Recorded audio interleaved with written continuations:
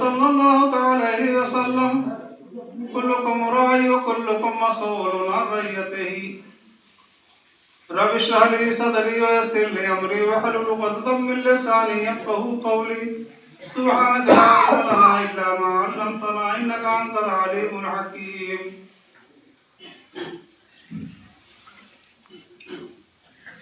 हाज़िरीन जुमा, इस्लामी भाई और दोस्तों,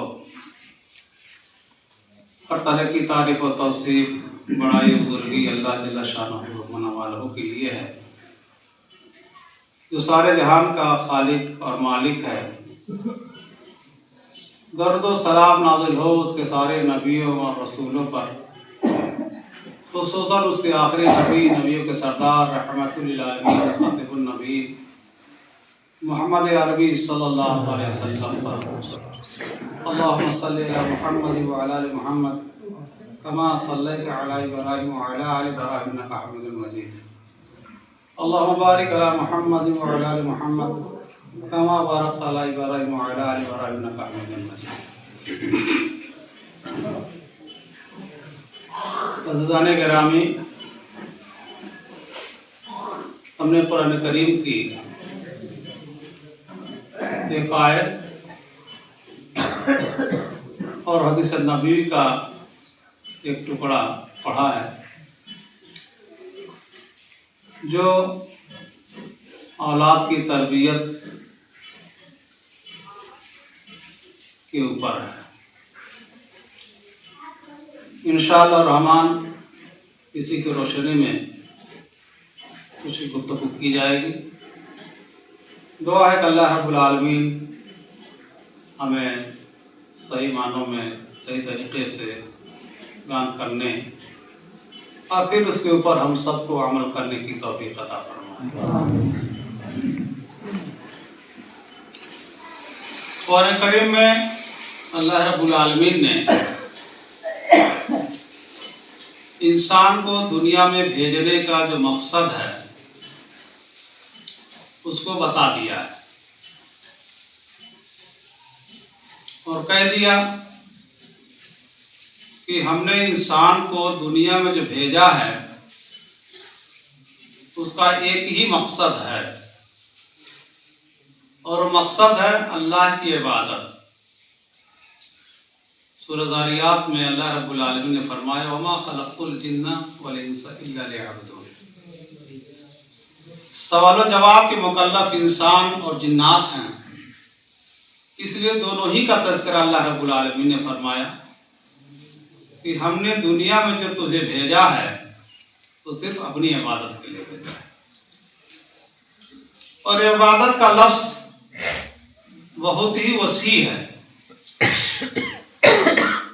मुख्तसर लफ्ज़ों में आप ये कह सकते हैं कि इबादत हर उस चीज़ का नाम है जो खालिस अल्लाह के लिए की जाए, उसके हुक्मों पर चला जाए और रोके हुए चीज़ों से रुक जाए।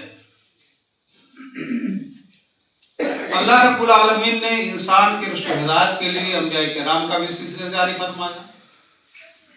हम जिस नबी के उम्मती हैं उनका नाम है मोहम्मद अरबी सल्लल्लाहु अलैहि वसल्लम।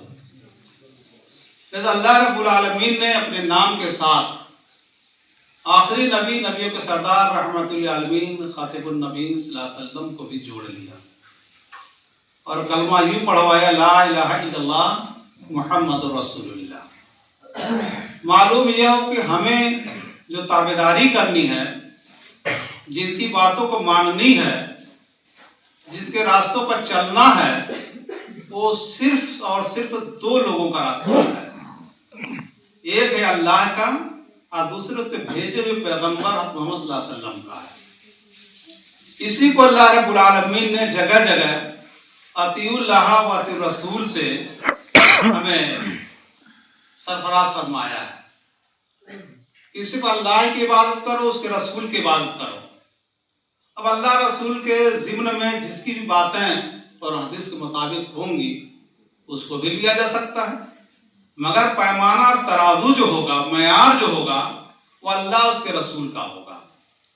अगर इस मेयार से हट करके किसी की कोई भी बात हो या कोई अपने को कुछ भी कहता हो तो उसकी बात को कबूल नहीं किया जाएगा, बल्कि अइम्मा दीन ने, मुहद्दिसीन किराम ने यहां तक कह दिया है कि अगर अल्लाह के रसूल की बातों से कोई इख्तलाफ करे या किसी की बात नबी या खुदा की बात से जुदा हो तो उसकी बात को दीवार पर फेंक दिया जाए, मार दिया जाएगा, कूड़ेदान में डाल दिया जाएगा और उनकी बात काबिल कबूल नहीं है।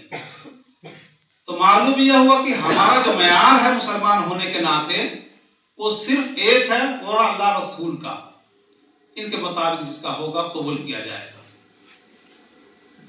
अब दुनिया में जो आए हैं अल्लाह की इबादत करने के लिए, तो उसके लिए भी अल्लाह रब्बुल आलमीन ने अलग अलग कटघरी भी बनाया हुआ है।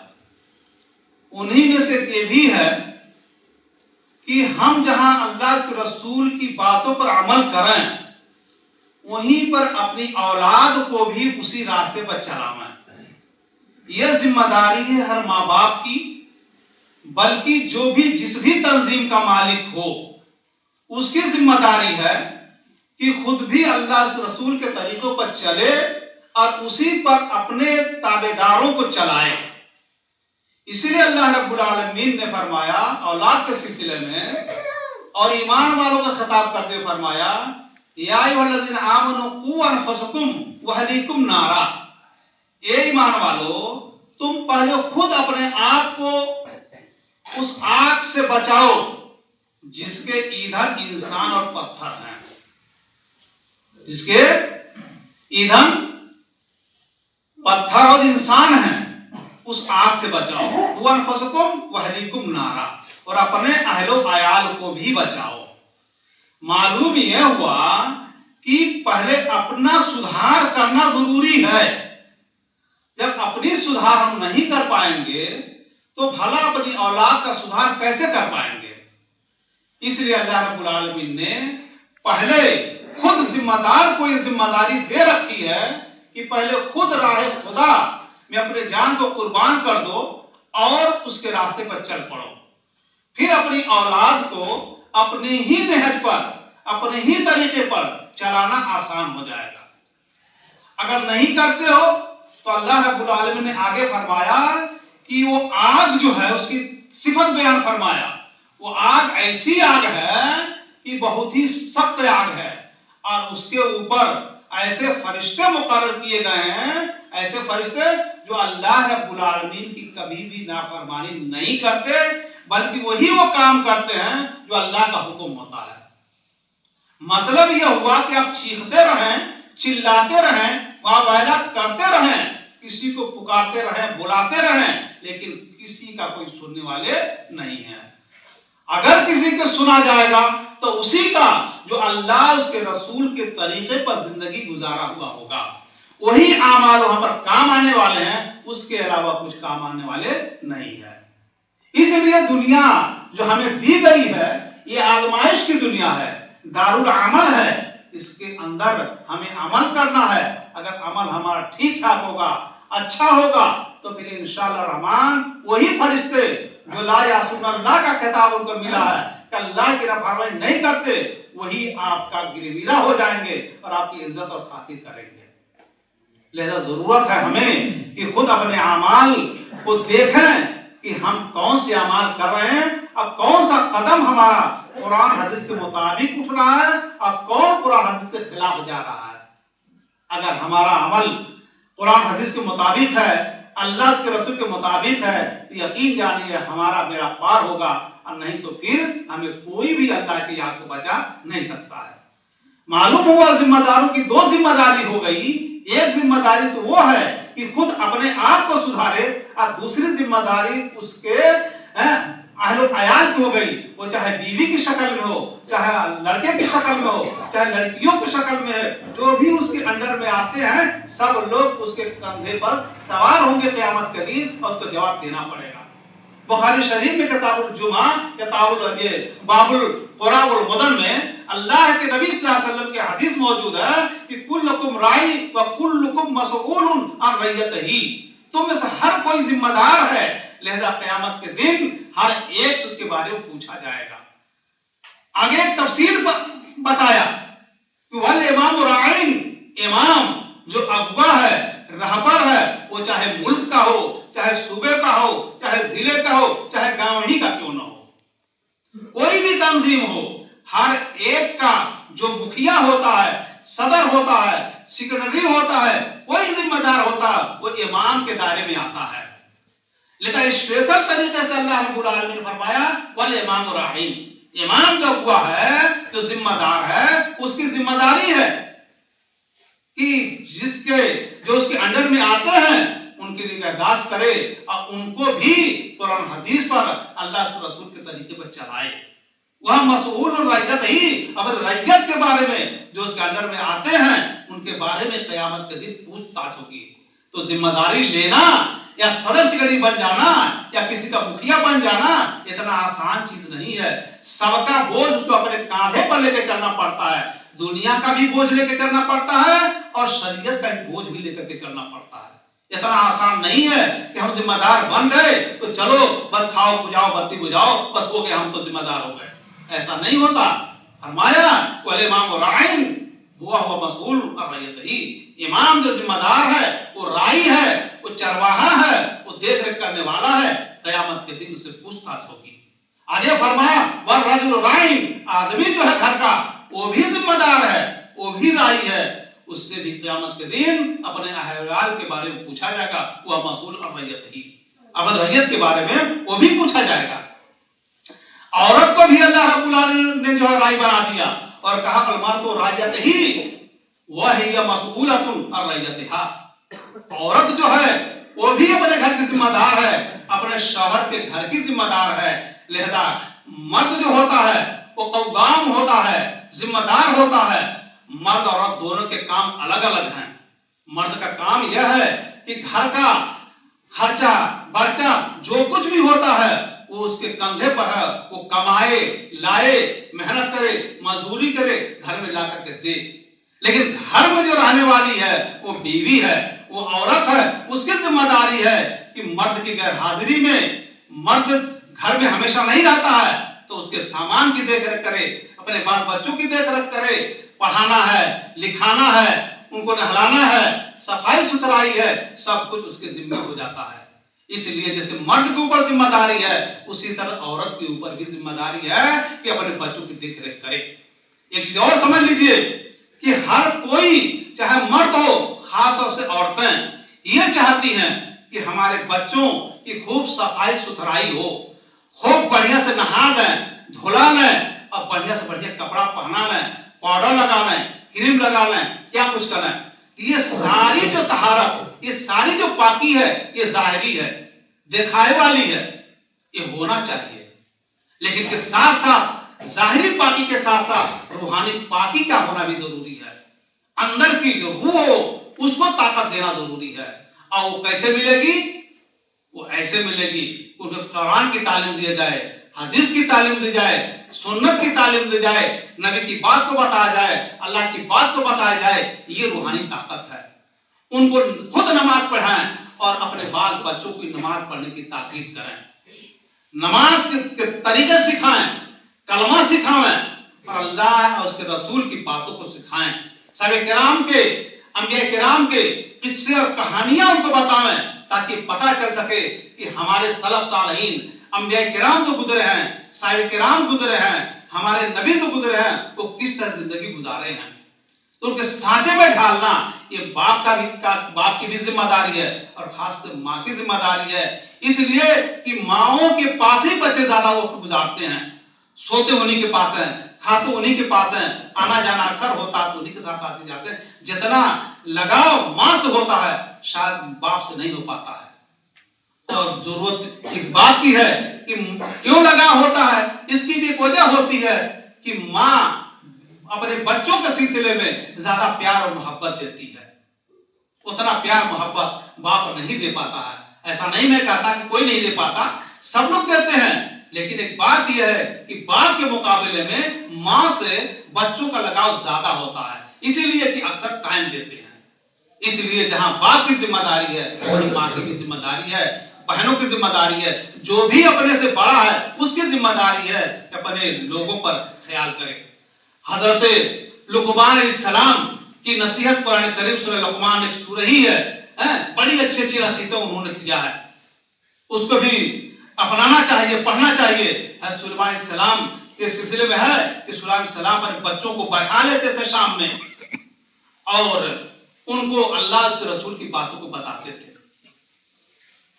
और सबसे पहली जो तालीम देते थे, सबसे पहली जो नसीहत करते थे वही कहते थे, या बुनैया ला तुश्रिक बिल्लाहि शैया इन्ना शिर्क लज़ुल्मुन अज़ीम। ऐ मेरे प्यारो, ऐ मेरे लाडलो, ऐ मेरे जिगर के टुकड़ो, सुनो, ये दुनिया में आए हो लेकिन ऐसा नहीं है कि जैसे चाहो जिंदगी गुजार लो। अल्लाह एक है, वो एकता है, वो बेनियाज है, लिहाजा उसके साथ किसी को शरीक मत ठहराना। क्यों? इसलिए कि शिर्क सबसे बड़ा गुनाह है, शिर्क सबसे बड़ा गुनाह है। ये नसीहत करते थे कौन? लुकमान अलैहिस्सलाम। इसलिए हमें भी चाहिए कि हम भी किताबों को पढ़ें, देखें और फिर अपने बच्चों को शाम में खाना खाने के बाद बैठाएं और उनको कुछ नसीहत करें और उनसे भी कुछ सुने। अगर बच्चा पढ़ने वाला है, मदरसों में, मकतबों में पढ़ने वाला है, तो उनको भी बुलाया जाए और उनसे भी सुना जाए, बेटा आज क्या पढ़े हो, आज कौन सी किताब पढ़े हो, कितना पढ़े हो, क्या क्या पढ़े हो, अच्छा चलो जरा एक दुआ सुना दो, जरा तो सूरह फातिहा पढ़ के सुना दो, जरा कुल हुवल्लाह पढ़ के सुना दो। इस तरह से करेंगे तो घर का एक माहौल बनेगा, एक जोश पैदा होगा, एक वलवला पैदा होगा, घर का माहौल बनेगा। लेकिन अफसोस का मकाम तो यह है कि खुद हम दीन के रास्ते पर चल ही नहीं पा रहे हैं, कुरान हदीस की बात जान ही नहीं पा रहे हैं, बस दुनिया के मशगूलियात में खूब जो फंसे हुए हैं। दीन से हमारा कितना दूरी हो गई है, बल्कि दीन से नाता ही टूटता चला जा रहा है। आज जुमा का दिन है, माशाअल्लाह, मस्जिद भरी हुई है, दिल बाग बाग है, सबका बाग है, बाग बाग हो रहा है। ऐसे ही अगर हर वक्त अगर मस्जिद भरी रहे तो कितनी अच्छी लगेगी, अल्लाह ताला भी खुश होगा और अपना भी दिल खुश होगा। और मरने के बाद जो यह दारुल अमन है, काम आने वाली हुई चीज है। मरने के बाद तो कोई चीज काम आने वाली नहीं है, बस वही चीज काम आने वाली है जो आप दुनिया में करके गए हैं। यही रोजा है, नमाज है, सदका है, खैरात है, इसके साथ साथ मीठी मीठी दो बोलियां भी है। लुकमान अलैहिस्सलाम ने अपने बच्चों को नसीहत किया था, ये मेरे बच्चों, जब चलो तो कंधों को ऐंठते हुए मत चलो, यानी आकड़ करके मत चलो, पांव को कायदे से जमीन पर रखो, इसलिए कि आज तुम जमीन को कचलते हुए जा रहे हो, अकड़ते हुए जा रहे हो, कल इसी जमीन में तुम भी जाओगे तो अपना बदला लेकर के छोड़ेंगे। मिट्टी से पैदा हुए हो, मिट्टी ही में जाना है, मिट्टी से उठ के निकल जाना है। आज जब जाओ तो जमीन को दबाते हुए मत जाओ, अकड़ते हुए मत जाओ, तकब्बुर से मत जाओ। ये लुकमान अलैहिस्सलाम जो नसीहत करते हैं उस लुकमान के अंदर है। इस तरह से एक चीज और उन्होंने कहा कि जब बात बोलो तो मीठी आवाज बोलो, मोहब्बत की बोली बोलो, इसलिए कि जोर जोर से चीख चीख करके बोलना, डांटना, बेवक्त बोलना, कहा ये गधों की बोली है, गधों की बोली है। गधा बेमौसम जब चाहता है और बोलना शुरू कर देता है, पहले बताओ तो सही, गधों की बोली किसको अच्छी लगती है? कान फट जाते हैं, लोग भागना शुरू कर देते हैं, अभी तो मुंह में चला रहा है, फिर पांव में चलाना शुरू कर दे। तो उन्होंने क्या कहा कि जोर जोर से बोलना, चीखना, चिल्लाना ये गधों की बोली है, गधों का तरीका है। अगर आज किसी को ऐसे बोलते हुए देख लिया जाए और कह जा रहे तुम तो गधे की तरह हो, लड़ जाएगा, मारना शुरू कर देगा और नम कैसे कर देगा। लेकिन लुकमान अलैहिस्सलाम ने इस चीज को इस्तेमाल किया और कुरान ने उनकी बोली को कुरान के अंदर लिख दिया, सूरह लुकमान के अंदर। बोलिए, तो हमें लुकमान अलैहिस्सलाम की नसीहत को सुनना चाहिए, पढ़ना चाहिए और उसके ऊपर अमल करना चाहिए। बहुत सारी नसीहतें उन्होंने किया, मैं खुलासा से बता रहा हूं। इस तरह से यह भी है कि जब बच्चों के ऊपर नजर रखी जाए, और ज्यादा से ज्यादा पैसा बच्चों के दीनी तालीम पर खर्चा किया जाए। आज हमारी हालत क्या है? हम दुनिया की तरफ बातें चले जा रहे हैं, मकतब को छोड़ करके, मदरसों को छोड़ करके, दीनी तालीम को छोड़ करके हम भगे चले जा रहे हैं स्कूलों की तरफ, कॉलेजों की तरफ। अल्लाह अल्लाह, पैसा भी खूब दे रहे हैं, बच्चों को बर्बाद भी कर रहे हैं। ऐसा भी नहीं है कि पढ़ा रहे हैं तो बच्चे को कोई नौकरी मिल जा रही है, क्या मिल पा रहा है? लेकिन सब लोग एक देखी देखा गाड़ी में बैठा रहे हैं, चल कर रहे हैं और भेजते चले हुए जा रहे हैं। हम नहीं कहते कि दुनिया में तालीम नहीं होनी चाहिए, बिल्कुल होनी चाहिए, लेकिन कम से कम दीन को न छोड़ा जाए। अरे बच्चा पैदा हुआ, 5 साल का हुआ, आप भेज दिए कॉलेजों में, नर्सरियों में भेज दिए, मॉन्टेसरी में भेज दिए। बताइए आखिर दीन की तालीम कब सीखेगा? आखिर कलमा कब सीखेगा? नमाज का तरीका कब सीखेगा? जरा गौर कीजिए। बाप मर जाता है, बड़ा लाड प्यार करता था बेटे को, बेटा जो सऊदीया में है, कुवैत में है, दुबई में है, जब खबर पाता है बेटा तो क्या कहता है? अरे लाश को रोके रहना, मैं आ रहा हूं। अरे कितना पैसा लगेगा, मैं आऊंगा और बाप के जो है मैयत में मैं शरीक होऊंगा, जनाजे में शरीक होऊंगा। ठीक है, लाश रोक दी गई, लेकिन बेटा तो आ गया इतना पैसा लगा करके, लेकिन जाके जब वजू बनाना शुरू करता, वजू बनाने का ढंग ही नहीं है उसको। अगर वो वजू किसे बना भी लिया, सब में खड़ा होगा, पूछा जाता क्या हो? अरे लोन करा जैसे करे बाटे, कुछ पता नहीं बेचारे को। सब लगा के खड़ा हो गया, नियत बांध सबकी देख रहे, कैसे बांध कैसे उठाओ है, दुआ याद है नहीं उसको। बताओ तो सही, इतना पैसा लगा करके आया, बाप से मोहब्बत ही आ गया या कौम के डर या लाज से आ गया? करे कमाई पर लाना थे, बाप के फिर जनाजे में शरीक हुई, वहां से भागा चला आता शर्म को जैसे, चाहे जैसे भी नियत उसकी जाने, लेकिन आ गया, लेकिन उसको दुआ याद ही नहीं है, अल्लाह को लाइए ना मैं इतना। बताओ खड़े होने से क्या फायदा, उतना पैसा लगा के आने से क्या फायदा, जब अपने बाप की मग़फ़िरत की दुआ नहीं कर पाया।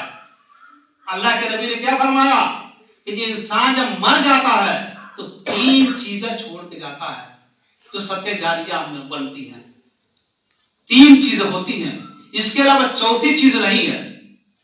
मुस्लिम शरीफ की हदीस है, अल्लाह के नबी ने फरमाया इज़ा मातल इंसान इनक़ता अमलहु इल्ला सलास, जब इंसान मर जाता है तो सिर्फ 3 चीजें रह जाती, बाकी सब खत्म हो जाती हैं। सिलसिला जो होता है सवाब का, वो क्या होता है? मुनक़ता हो जाता है, खत्म हो जाता है। वो 3 चीजें हैं जो मरने के बाद ही पहुंचती हैं। वो क्या है? सदक़तुन जारियती, सदक़े जारिया, जो अपने जिंदगी में इंसान अल्लाह के रास्ते में खर्चा कर दिया हो। इसकी एक तफसीर भी है इब्न मसूद रज़ियल्लाहु अन्हु की रवायत में, जैसे मस्जिद बना दिया, मदरसा बना दिया, कुआं खुदवा दिया, बाग लगा दिया, शराब बनवा दिया, सड़क बनवा दिया, नल गड़वा दिया, ये सारी तफसील सदक़े जारिया में आती है। लेकिन जरा कलेजे पर हाथ रख करके देखिए, अभी कोई दुनियावी कोई चीज हो, नाच हो, गाना हो, यो हो, वो दुनिया भर की कोई, अभी फटाफट पैसा निकल करके चला जाएगा। लेकिन अगर मस्जिद में कह दे कोई इमाम साहब कहते हैं, जिम्मेदार साहब कहते हैं, अरे भाई बत्ती नहीं है, जरा बत्ती खत्म हो गई है, जरा आप 2 बत्ती लगवा दीजिए, अरे कहां मेरे पैसा बटाओ, चल दिए तो करके। ये नहीं जानते कि बत्ती लगवा देंगे तो जब तक वो बत्ती रहेगी, जब तक लोग फायदा उसे उठाते रहेंगे, तब तक आपको उसका सवाब मिलता रहेगा। ये अल्लाह के रास्ते में हमने खर्चा किया। चटाई नहीं है, कह दिया इमाम साहब ने, जिम्मेदारों ने कह दिया, अरे भाई चटाई नहीं, चटाई दे दीजिए, तो कोई इसको ताकता है, कोई इसको झांकता है, पैसे को खत्म हो जाता है। जब भी हम हाथ डालेंगे निकालेंगे, हाथ निकालेंगे, नहीं बाबू चल देते हैं। तो मेरे भाइयों और दोस्तों, ये सब सदक़े जारिया में आता है। जब तक कोई चीज रहेगी, मरने के बाद भी उसका सवाब मिलता रहेगा। इसलिए आप लोग मस्जिद को ताकत दीजिए, मदरसे को ताकत दीजिए, मकतब को ताकत दीजिए। सीजन आता है तो मिलजुल करके चंदा कीजिए, इकट्ठा कीजिए, और एक मदरसे 2-2, 3-3 मदरसे ला करके मजबूती के साथ मकतब को चलाइए। याद रखिए, फिरौन को कहा गया था, मूसा अलैहिस्सलाम का जमाना था, बच्चों को नजूल बता दिया था कि तुम्हारी हुकूमत का शासन होने वाली है, अगर रहेगा हुकूमत और तहस हो जाएगी। उसने क्या किया? बच्चों को पेट में, मां के पेट में मारना शुरू कर दिया। बच्चों को कत्ल करवाना शुरू कर दिया। किसी ने कहा था कि अगर वो बच्चों को कत्ल करने के बजाय अगर मकतब बना दिया होता, स्कूल बना दिया होता, तो फिर वैसे ही जो खत्म हुए होते। आज हमारी सरकार ऐसे ही कर रही है, जहां मार रही है वहीं पर ये भी काम कर रही है। तो मकतब ऐसी जगह है तो वहां से जो भी बच्चे निकलेंगे वो कम से कम कलमा तो पढ़ के निकलेंगे, कलमा तो सीख करके निकलेंगे, नमाज का तरीका तो पढ़कर सीख करके निकलेंगे। आपके लिए सदके जारिया होंगे।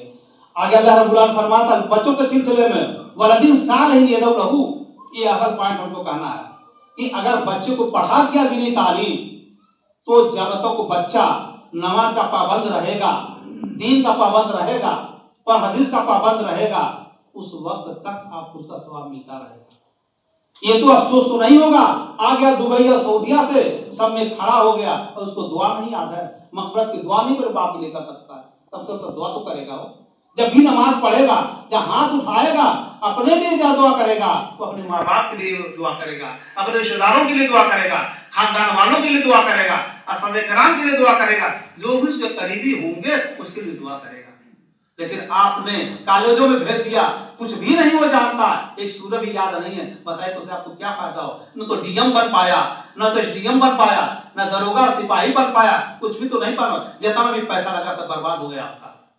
वो बना सवार कर ले जा रहे हैं, महीने के फीस दे रहे हैं, पोशाक अलग दे रहे हैं, जूता मोजा अलग दे रहे हैं, लेकिन अगर मकतम भेज रहे हैं पता चला मुंह नहीं धुला हुआ है, टी-शर्ट फेंका हुआ है, चड्डी पहन के जा रहे हैं ये ठंडी के जमाने में। आखिर क्या क्या आपको वहां मिल रहा है?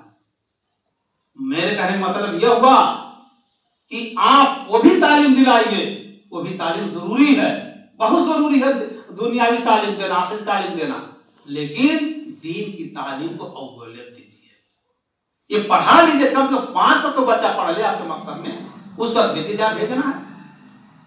लेकिन अफसोस का बात है, मैं सिर्फ एक कोहड़वल की बात नहीं कर रहा हूं, हर जगह की ही बात है।